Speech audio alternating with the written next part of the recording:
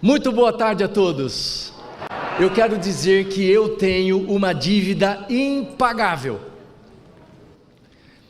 E a dívida impagável para com essa nossa amada igreja. Foi através da igreja que o Instituto Adventista de Ensino, antigo IAE, hoje o NASP São Paulo, né? Ele abriu as portas para me receber no dia 15 de dezembro de 1975. Era um garoto de 15 anos, que estava vindo para ser obreiro estudante, industriário. Eu não tinha condições de pagar, nós não tínhamos condições de pagar o colégio, e o colégio abriu uma possibilidade maravilhosa de eu poder trabalhar aqui e estudar aqui. E foi neste lugar que eu vivi anos espetaculares da minha vida.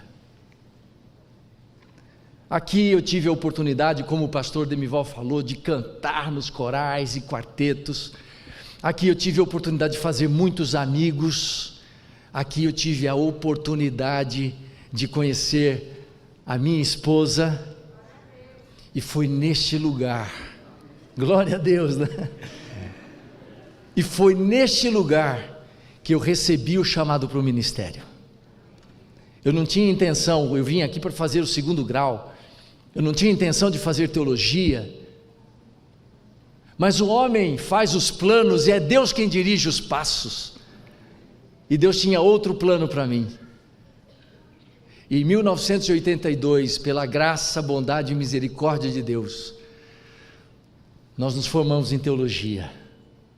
E Deus nos concedeu o privilégio de, durante 38 anos, servir a essa igreja. Tudo pela graça. Graça, graça, graça, em cima de graça. E por isso eu louvo e enalteço o nome do Senhor, o nosso Deus. Eu agradeço a igreja, eu agradeço o plano que a igreja tem para a educação, e eu fui um dos agraciados, e eu estou aqui para agradecer. Muito obrigado, muito obrigado, muito obrigado. Que o nome de Deus seja louvado para todo sempre. E eu gostaria de começar as considerações desse momento, lendo para vocês uma fantasia escrita por J.B. Phillips, chamado O Planeta Visitado. Diz assim: um anjo antigo está mostrando a um anjo jovem os esplendores do universo. Eles veem galáxias turbilhonantes e sóis flamejantes, e depois voam através de distâncias infinitas do espaço, até que finalmente entram em certa galáxia de 500 bilhões de estrelas. Enquanto os dois se aproximam da estrela a que chamamos nosso Sol e dos seus planetas circulantes, o anjo mais velho aponta para uma esfera pequena e um tanto insignificante que se movia muito lentamente sobre o seu eixo. Ela parecia tão sem graça quanto uma bola de tênis suja para o pequeno anjo, cuja mente estava cheia do tamanho e da glória de tudo quanto vira. Quero que você observe esse planeta em particular, disse o anjo mais velho, apontando o dedo. Bem, parece muito pequeno e um tanto sujo, disse o pequeno anjo. O que há de especial nele? Ele ouvia aturdido, incrédulo, enquanto o anjo mais velho lhe dizia que aquele planeta pequeno e insignificante, não muito limpo, foi o famoso planeta visitado. Você quer dizer que o nosso grande e glorioso príncipe desceu em pessoa para essa bolinha de 5ª categoria? Por que ele fez uma coisa dessas? Você está me dizendo que ele desceu tão baixo para se tornar uma daquelas criaturas rastejantes e arrepiantes daquela bola flutuante? Sim, e eu não penso que ele gostaria que você as chamasse de criaturas rastejadoras e arrepiantes. Com esse tom de voz, disse o anjo mais velho: pois por estranho que possa parecer para nós, ele as ama. Ele desceu para visitá-las, a fim de torná-las parecidas com ele. O pequeno anjo ficou pasmado.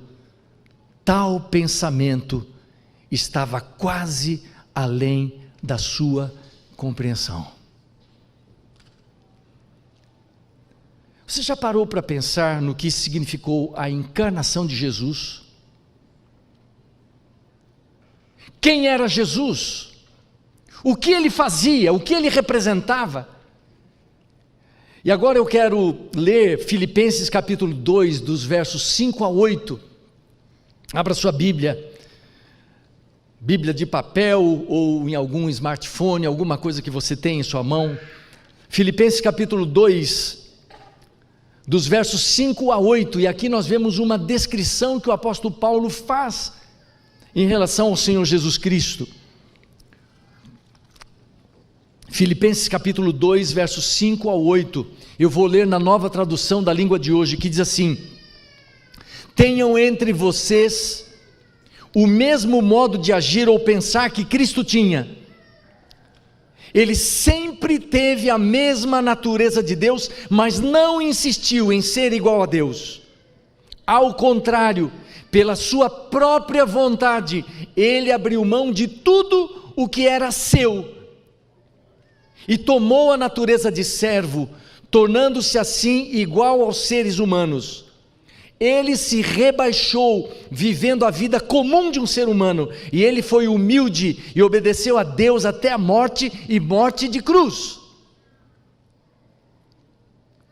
Será que a gente consegue compreender quem era ele, aonde ele estava e o que ele veio fazer?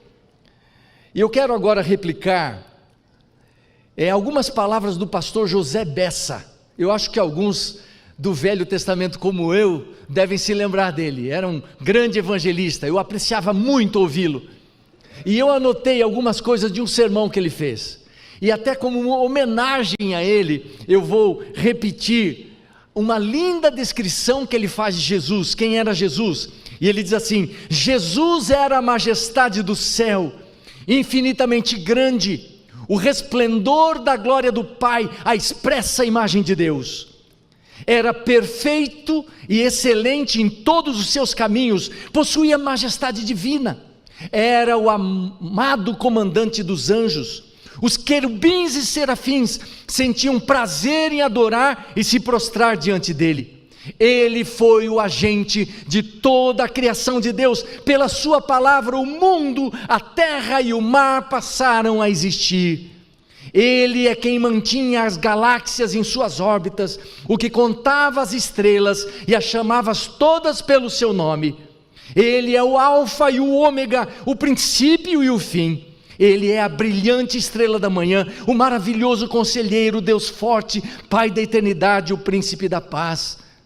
Ele é o rei de todos os reis e o senhor de todos os senhores, aquele diante de quem tremem todo o céu e a terra estremece. Ninguém no universo de Deus era maior do que ele. Ninguém no eterno passado ou no eterno futuro é ou será mais poderoso do que ele. Ninguém dos que habitam no céu ou na terra é ou será mais glorioso, mais deslumbrante, mais santo, mais puro ou mais amoroso do que ele. Não merece uma salva de palmas? Aplauda! Esse é o nosso Senhor Jesus.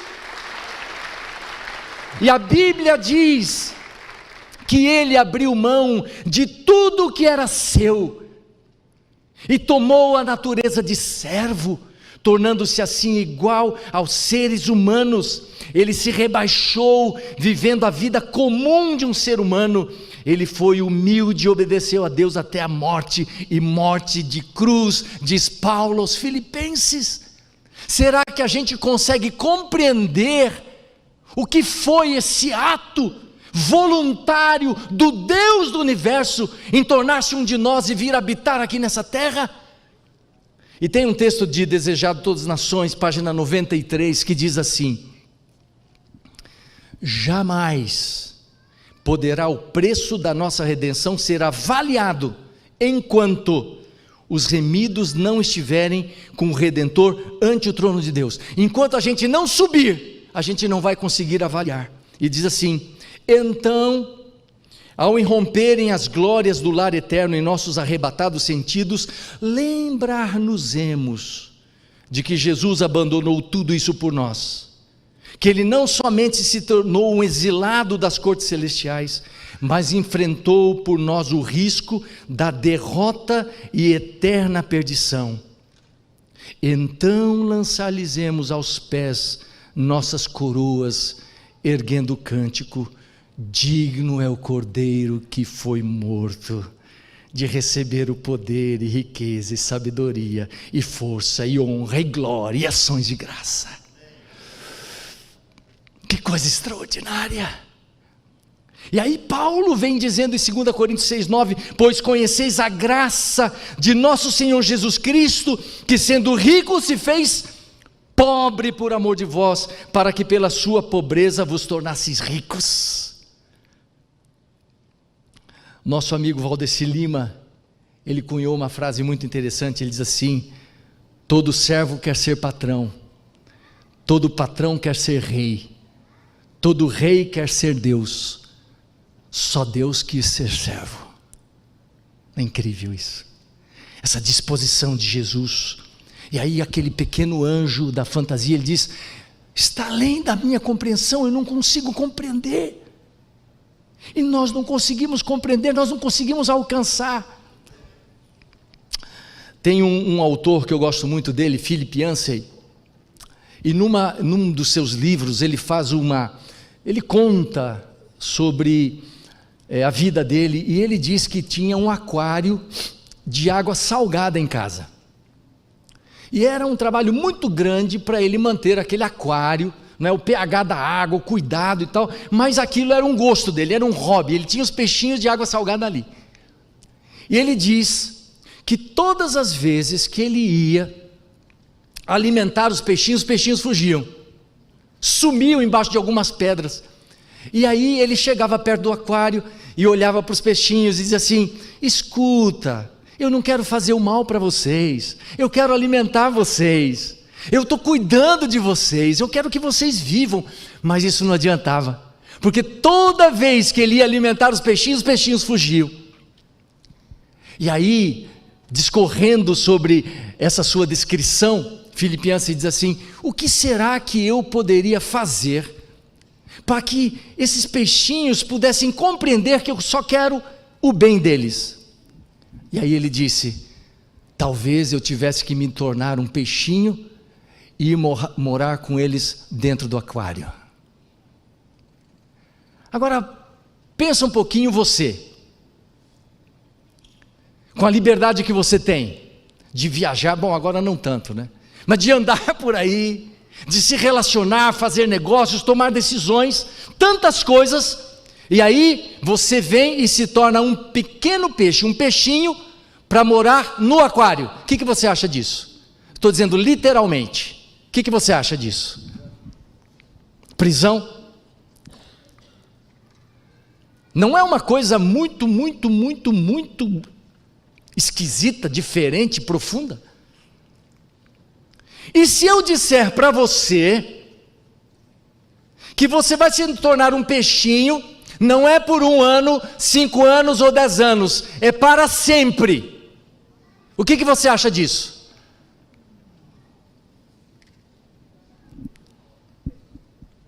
E eu quero dizer para você que essa ilustração que ele faz, mas nem de longe, palidamente, nos dá a noção, a ideia do que foi que Jesus teve que enfrentar, o que foi que ele teve que escolher, a atitude que ele teve para se tornar um de nós. Nem de longe, nos tornarmos um peixinho para ficarmos para sempre no aquário.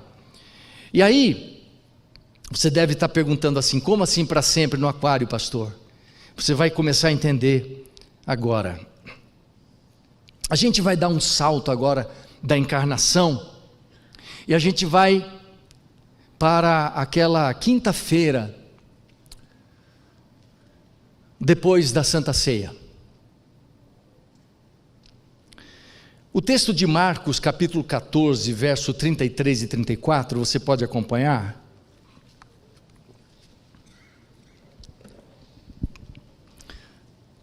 Marcos capítulo 14, verso 33 e 34 diz assim, sobre Jesus: E levando consigo a Pedro, Tiago e João, começou a sentir-se tomado de pavor e angústia. E lhes disse: a minha alma está profundamente triste até a morte, ficai aqui e vigiai. E Lucas 22, 44 diz: e estando em agonia, orava mais intensamente. E aconteceu que o seu suor se tornou em gotas de sangue, caindo sobre a terra. Alguma coisa diferente estava acontecendo com Jesus que nunca havia acontecido antes. Deus estava começando a colocar no coração e na alma de Jesus o peso do seu pecado e do meu pecado, o peso de nosso pecado todos juntos. Mas não só nosso, mas de todo mundo em todas as eras. Você consegue compreender o que significa isso? Você já cometeu um pecado que fez você chorar, sentir o coração apertado, uma culpa esmagando você? Agora imagina o seu, o meu, de todos nós, bilhões de pessoas, sendo o pecado sendo transferido para Jesus. E aqui, por isso que diz que ele está com pavor, com angústia, com agonia, ao ponto de ele suar sangue. Você alguma vez já teve agonia?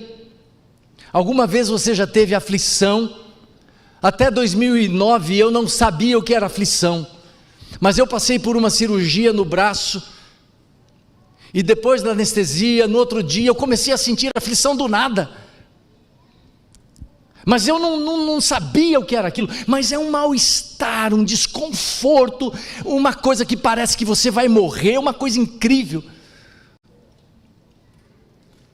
Aí quando eu tive essa aflição, eu comecei a tocar na superfície da ideia da aflição de Jesus. A aflição de Jesus é inominável. Angústia, pavor, agonia. Por quê? O que é que o pecado estava causando em Jesus? Se você vai lá para Isaías 59, verso 2, diz assim: porque os vossos pecados fazem o quê? Fazem o quê? Fazem separação entre vós e o vosso Deus. E era exatamente isto que estava acontecendo. Jesus começa a sentir-se longe do Pai. Eu agora quero mostrar para vocês um PowerPoint de alguns textos que vão descrever esse momento de Jesus. Está ali, ó. Aliás, ali. Desejado todas as nações, 485, diz assim: com os resultados do conflito perante si, a alma de Cristo se encheu de quê?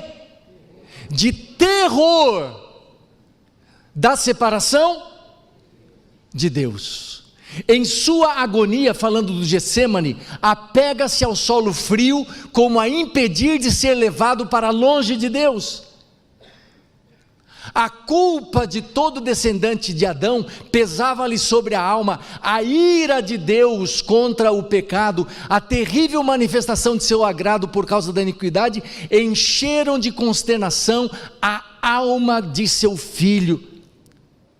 O pastor Demival mencionou a convivência eterna de Deus com o Pai. Você sabe o que é viver eternamente com alguém? Claro que não. Eu também não sei, nós não sabemos, porque para nós tudo começa e termina.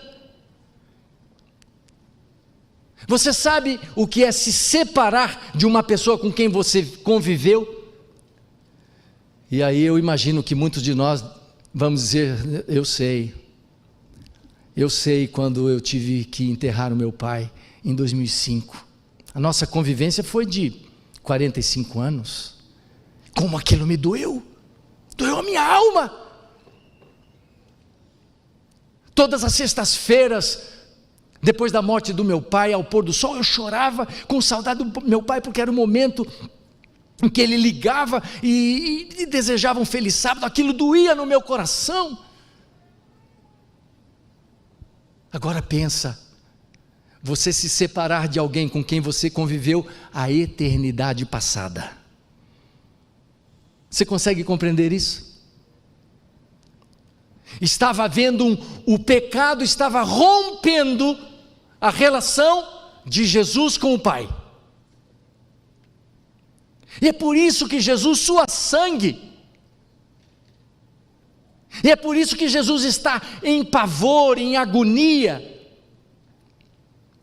Mas eu quero continuar lendo com vocês algumas coisas muito impressionantes, que diz assim: mas agora, com o terrível peso de culpas que carrega, não pode ver a face reconciliadora do Pai.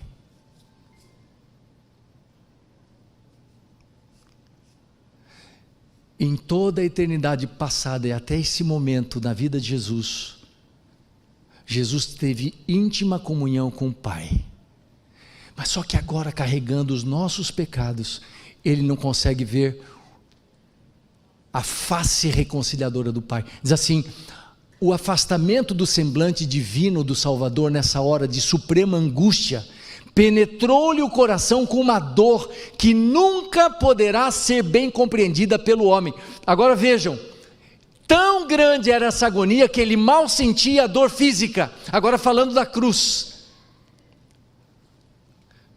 a crucifixão era doloridíssima, crudelíssima, os pregos nas mãos, aquela posição que não permitia uma respiração plena, as cãibras.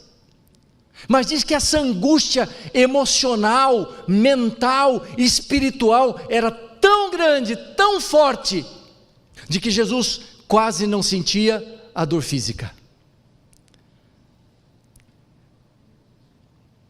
Mas tem uma coisa que eu preciso mostrar para você, que vai mudar a sua compreensão em relação a Jesus. Olha o que está escrito em Desejado de Todas as Nações, página 532. Diz assim: o Salvador não podia enxergar para além dos portais do sepulcro. A esperança não lhe apresentava a sua saída da sepultura como vencedor, nem lhe falava da aceitação do sacrifício por parte do Pai.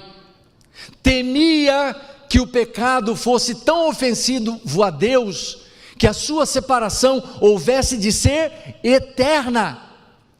Cristo sentiu a angústia que há de experimentar o pecador quando não mais a misericórdia interceder pela raça culpada. Quantas vezes nós, como pastores, nós somos chamados a ministrar a pessoas que estão à beira da morte, e às vezes nós nos sentimos tão pequenos, não é? Mas nós temos a palavra, e a palavra traz conforto, e a gente mostra a ressurreição, a gente mostra a vida eterna, a gente traz a esperança para o coração da pessoa. Só que nesse momento não havia nenhum pastor, ninguém que pudesse dizer para Jesus: você vai ressuscitar. Sabe por quê? Porque o pecado sobre ele era tão grande, tão forte, que ele não conseguia enxergar para além da sepultura. Para Jesus, ele iria morrer e nunca mais ressuscitar, e é por isso que ele tremia diante dessa situação, e por isso ele perguntava: Senhor meu Deus, não tem um jeito de eu salvar o Davi, a não ser passar por essa separação eterna? Será que não tem um jeito de eu salvar a Liana, a não ser pela separação? E 3 vezes ele orou, e ele orou, e ele orou, e Deus permaneceu em silêncio. E ele entendeu que o silêncio de Deus era a resposta: filho, você tem que pisar o lagar sozinho.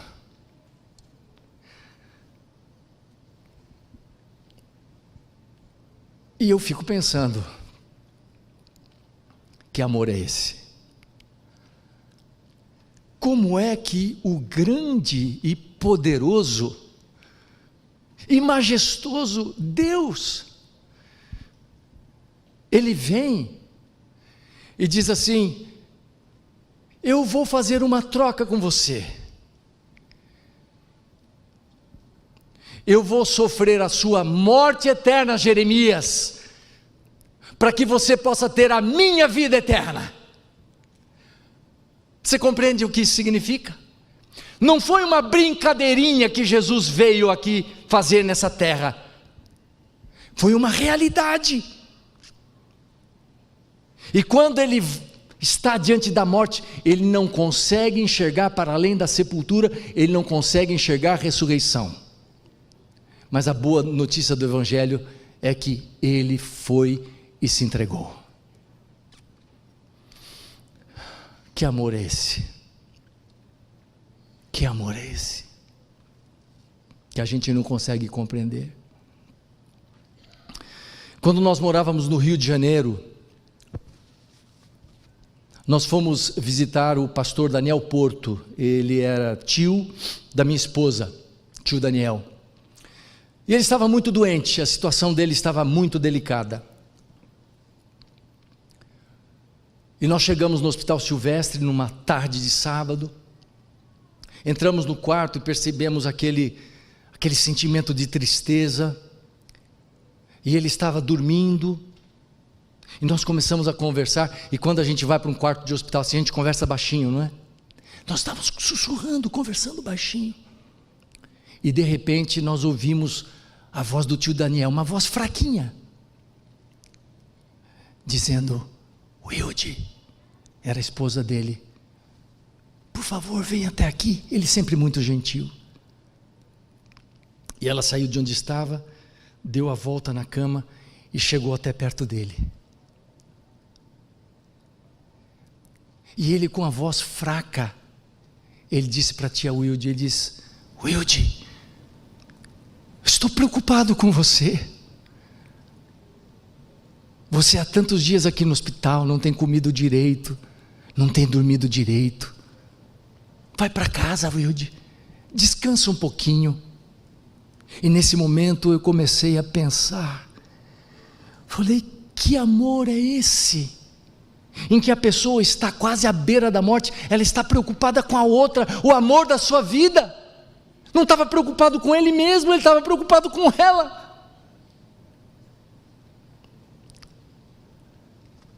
E aí, ele levantou o braço quase sem forças. Os olhos dele já haviam perdido o brilho. E ele puxou a tia Wilde para perto dele. E ele disse assim para ela: Wilde, I love you. I love you. Foi a declaração de amor mais linda que eu já ouvi. Wilde, I love you.